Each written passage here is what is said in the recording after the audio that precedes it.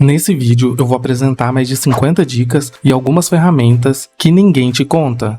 E acredito que muitas delas podem salvar sua vida acadêmica, ou pelo menos torná-la mais confortável. Então eu separei o vídeo em dois tipos de dicas. As práticas, que seriam dicas onde eu faço a indicação direta de alguma ferramenta, plataforma ou metodologia, e também as dicas que eu chamei de coaching quântico, que são mais conselhos de como eu enxergo o mundo acadêmico e como podemos lidar melhor com ele. É importante ressaltar que eu já estudei em faculdade particular, mas a maior parte da minha experiência acadêmica foi em uma universidade federal e em um curso de exatas. Então esse é o meu contexto e algumas dicas podem precisar de adaptação para a sua realidade. Então bora lá? Crie templates para os seus trabalhos. Você definitivamente vai precisar escrever muitos trabalhos acadêmicos e boa parte deles terá a mesma estrutura. Então crie seus próprios templates para facilitar a sua vida e não precisar pedir aos colegas, professores, nem criar do zero todas as vezes que precisar fazer um trabalho. Conheça o seu centro acadêmico. Também conhecido como diretório acadêmico, é a entidade que visa representar os interesses dos estudantes do curso.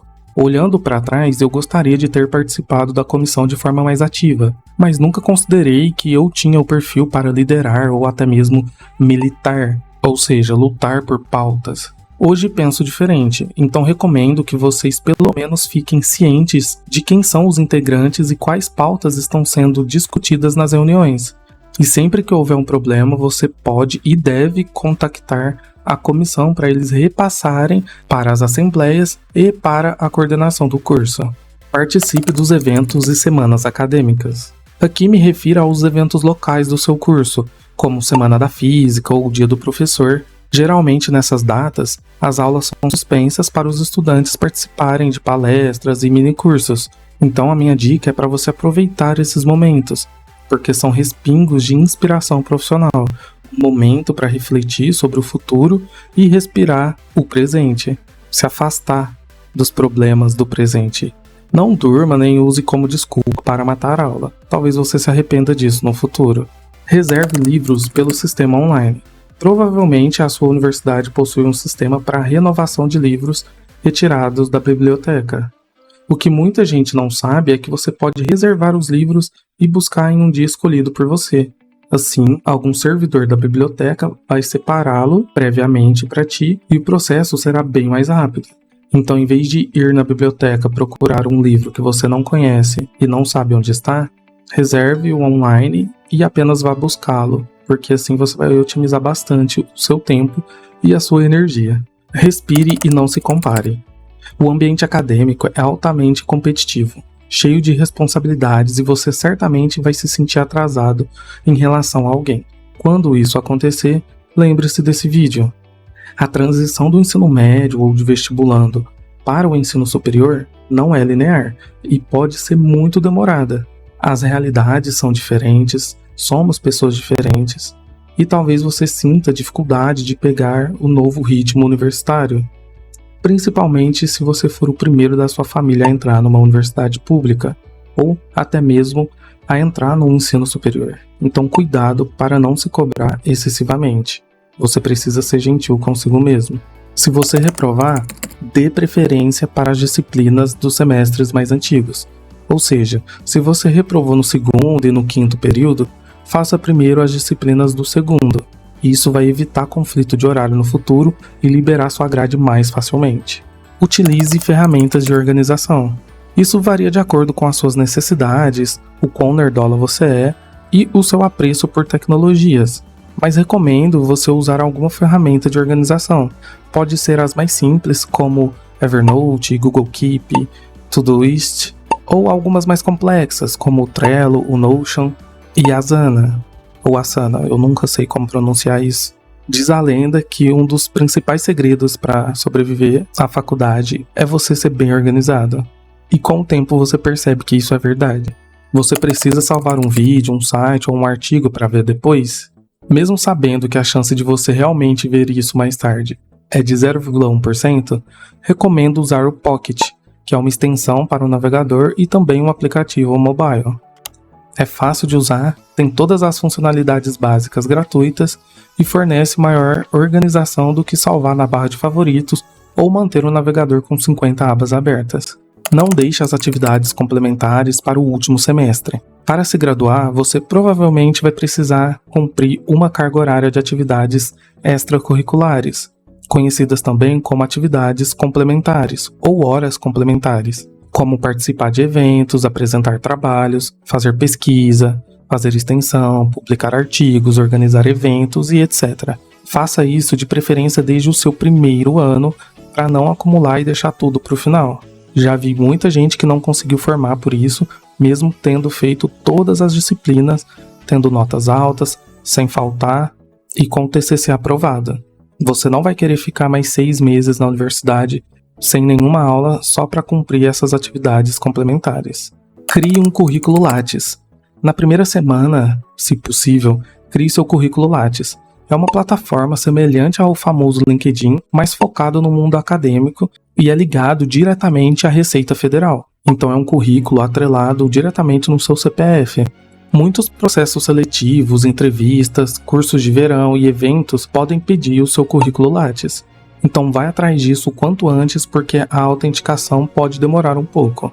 Então o processo é um pouquinho chato, mas você vai precisar, acredite em mim. Use suas faltas estrategicamente. Faltar o primeiro horário para estudar para a prova do segundo horário. Quem nunca fez isso? Geralmente, o estudante pode faltar até no máximo 25% da carga horária da disciplina. E você precisa aprender a usar isso de forma estratégica, porque um dia você talvez vai precisar faltar uma aula para poder estudar para a prova. Ou talvez vai ter um feriado prolongado e você quer fazer uma viagem para visitar seus pais ou para ir em alguma festa, ir a algum show, ou simplesmente descansar, porque é o seu direito. Então tome cuidado com suas faltas e tente usar elas da forma mais sábia possível, porque você vai encontrar diversas situações onde vai ser interessante faltar e você precisa ter esses 25% liberados. Tente ao máximo não faltar por qualquer besteira. Baixe o app do busão.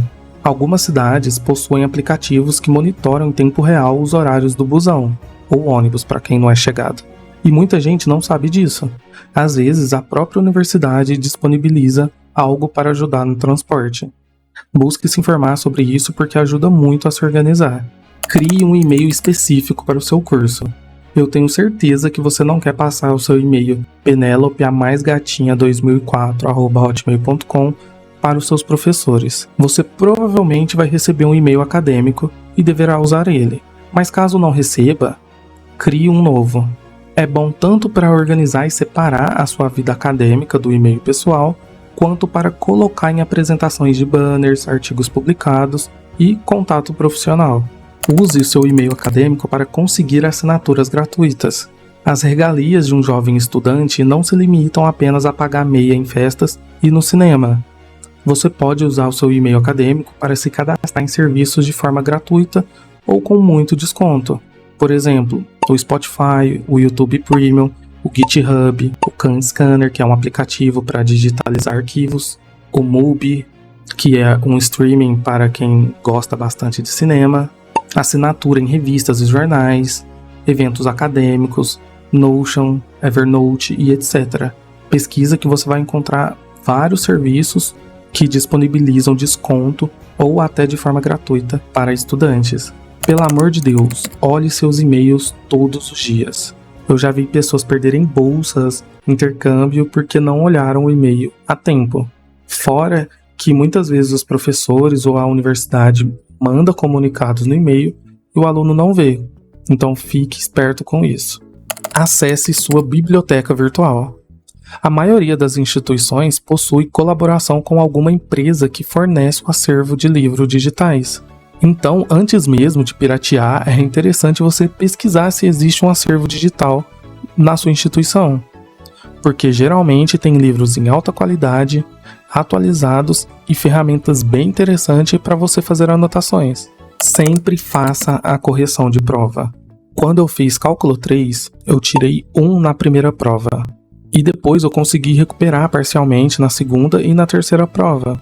A média de onde eu estudava era 7, e eu fiquei com, se eu não me engano, 6,8, o que não era suficiente para passar direto. Então, eu fiquei de fazer um trabalho para o professor, uma apresentação, só que no dia da apresentação, a gente fez uma vista de prova, né, ou correção de prova, que é quando você pega a correção do professor e vê se não tem nada errado. E eu encontrei alguns errinhos na minha prova. E eu fui chorar para o professor e ele me deu, se eu não me engano, mais 2 ou 3 pontos na prova e eu passei direto e não precisei nem apresentar o trabalho que eu tinha preparado. Então, fica aí como motivação para você sempre fazer a correção da sua prova, por pior que você acha que você foi. Tem muitos professores anjos que ajudam nesse momento e professores são humanos e erram também. Aproveite a universidade, porém depende. Faça tudo que você puder. Iniciação científica, projetos de extensão, monitoria, assista a aulas da pós-graduação, faça parte da empresa júnior, mas sempre com bom senso. Não assuma mais responsabilidades do que você aguenta. Respeite seus limites, pelo amor de Deus. Você tem um tempo e uma saúde finita. Não se esqueça disso. Às vezes vai ser bem melhor você atrasar 1 ano, 1 semestre ou até 2 anos da sua graduação para você adquirir mais experiências passando por todos esses tipos de projeto que eu citei, mantendo a sua saúde mental e fazendo um bom curso, aprendendo direitinho, do que você tentar fazer tudo isso de uma vez, ter um burnout, se sobrecarregar, desenvolver uma depressão e surtar no meio do processo, né? E pensar até em desistir ou coisa pior. Então, por favor, respeite seus limites, que é muito fácil se perder e não enxergar a si mesmo durante a graduação. Aprenda um novo idioma. Principalmente em universidades públicas, há núcleos ou departamentos de idiomas que oferecem cursos gratuitos diversas vezes ao ano. Caso você tenha interesse, busque se informar e aproveite essa oportunidade. Os cursos geralmente são focados na prática e são bem extensos. Por exemplo, 4, 6 meses, não são aqueles cursinhos de 1 semana. E sempre treinam habilidades específicas, que eu acho bem interessante. Use prancheta. Essa dica é principalmente para a galera de exatas. A prancheta ajuda muito você a se sentir livre para desenhar e fazer cálculos extensos. É relativamente fácil de organizar, é leve, é barato, você vai precisar apenas de folhas A4, né, ou folha sulfite. É fácil de separá-las e armazenar também. Indico bastante para pessoas criativas e que possuem a letra feia. Nota não te define, mas define sim. Quando alguém diz que a nota não te define, é uma tentativa honesta de te confortar, de te mostrar que você não se resume a uma métrica, a uma nota, a uma validação acadêmica. E isso é verdade. Porém, contudo, todavia, esse discurso ele é muito mais fofo e utópico do que acontece na prática. Isso vai depender, na verdade, muito dos seus objetivos acadêmicos. Por exemplo, para fazer intercâmbio, você com certeza vai precisar ter notas boas e uma média ou coeficiente de rendimento, CR, alto. Você precisa, é obrigatório. Vários processos seletivos ou editais durante o seu curso vai exigir nota alta, geralmente acima de 8, e nenhuma reprovação. Então, o seu rendimento ele é importante sim, ele te define sim, e ele pode ou não te abrir oportunidades, mas isso depende mais dos seus objetivos. Então, se você quer fazer uma iniciação científica em algum lugar específico, geralmente a bolsa da FAPESP, por exemplo, exige essas coisas. Você não pode reprovar e tem que ter um rendimento acima de 8. Quando você vai fazer intercâmbio, também para participar do PET, que é um outro programa. Enfim, vários professores podem exigir isso de você também para fazer parte de grupos de pesquisa. Então, apesar de ser reconfortante, tome cuidado com as suas notas caso seus objetivos sejam bem mais ambiciosos. Mas, novamente, cuidado para não se cobrar de forma excessiva. Faça perguntas. Não tenha medo de dizer não entendi. Seja para um professor, para um monitor ou para um colega de classe. Eu sei que isso é clichê, mas lá é o momento de você aprender de fato, tá? E se o seu professor for arrogante ou tentar te humilhar de alguma forma, entenda que o problema está nele e não em você. Não deixe que isso te desmotive de fazer perguntas, de se expressar e de tirar suas dúvidas. É uma parte muito importante do processo de ensino-aprendizagem. Faça perguntas. A regra basicamente é não ir para casa com dúvidas, pelo menos não dúvidas muito importantes. Sente-se na frente. Sentar na frente da sala é uma forma simples de diminuir o risco de você desfocar durante a aula e uma forma de você se autocolocar numa situação onde você não mexe no celular, você tende a prestar mais atenção na aula, a respeitar mais o professor, né? Claro, isso vai valer para aqueles alunos que são mais desfocados mesmo, para aqueles alunos que têm mais dificuldade de atenção, né? Literalmente, um TDAH, por exemplo, pessoas com dificuldade de prestar atenção na aula. Isso também pode fazer você se tornar mais participativo, uma vez que você vai estar na frente, vai interagir mais com o professor muitas vezes talvez vai chamar você para responder perguntas, participar de dinâmicas por você estar mais ali na frente dele, né? Você é literalmente mais visto pelo professor, isso pode ser bom, abrir até oportunidades para fazer pesquisa e desenvolver projetos juntos. Pensa com carinho nisso. Parece besteira, mas talvez não seja. Não dependa muito do seu professor. No ensino médio e na internet também a gente vê o professor como uma imagem de detentor do conhecimento, como se a gente dependesse dele de fato para aprender algo. E isso está cada vez mais distante da realidade. Você vai perceber que muitos professores não possuem a melhor didática do mundo e não são tão organizados assim. Você vai sentir dificuldade de entender a personalidade dele, a aula dele, a forma como que ele se expressa. E a princípio isso não tem nada de errado. Não estou falando para você ser completamente independente do professor, até porque isso não existe, mas tente perder a dependência. Por exemplo, não fique esperando ele mandar uma lista de exercícios para você fazer. Vai lá no livro e escolha alguns exercícios e faça, porque alguns professores vão ser mal organizados, eles vão atrasar a sua nota, as suas listas, as suas provas. Eles vão faltar. Então, não fique dependendo de uma aula ou de uma lista, de um material que o professor disse que vai fornecer para você estudar. Tente o máximo possível ser independente nesse sentido, de tomar ações prévias antecedendo os passos do professor. E uma dica bônus aqui é que às vezes, lembra dos 25% da falta que eu falei?